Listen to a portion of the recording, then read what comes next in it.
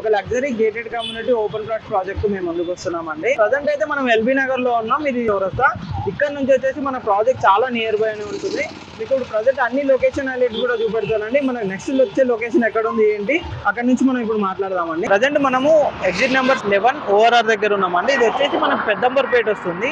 ఈ రోడ్ కనుక చూసుకున్నట్టయితే మనకు Hyderabad to Vijayawada highway connect అయ్యే రోడ్ అనమాట. మీరు ఏదైతే చూస్తున్నారో రామోజీ ఫిలిం సిటీ అండి. రామోజీ ఫిలిం సిటీ నుంచి కనుక చూసుకున్నట్టయితే మన ప్రాజెక్ట్ చాలా నియర్ బై అనేది ఉంటుంది. ప్రజెంట్ ఇప్పుడు వచ్చేసి మనకు అబ్దుల్లాపూర్ మెట్ రోడ్ లో ఉన్నాము. ఇక్కడ నుంచి వచ్చి మనకు కవాడిపల్లి వెళ్ళే రోడ్ లో కనుక చూసుకున్నట్టయితే ఇది వచ్చేసి మనకు భద్రాచలం వరంగల్ హైవేకి కనెక్టివిటీ అయ్యే రేడియల్ రోడ్ అనమాట. ఈ రోడ్ లో నుంచి వెళ్ళినట్టయితే మనకు వరంగల్ రోడ్ కూడా కనెక్టివిటీ అవుతుంది, భద్రాచలంకి వెళ్ళే హైవే కూడా కనెక్టివిటీ అవుతుంది. ఈ రోడ్ లో నుంచి కొంచెం ముందుకు వెళ్ళినట్టయితే మన ప్రాజెక్ట్ అయితే ఉంటుందండి. మనం ఇప్పుడు ఒకసారి ఇన్సైడ్ వెళ్దాం ప్రాజెక్ట్ దగ్గరికి. మీకు అక్కడ ప్రాజెక్ట్ ముందు ఎలా ఉన్నది, road connectivity each and everything అక్కడ ఎక్స్ప్లెయిన్ చేస్తాం.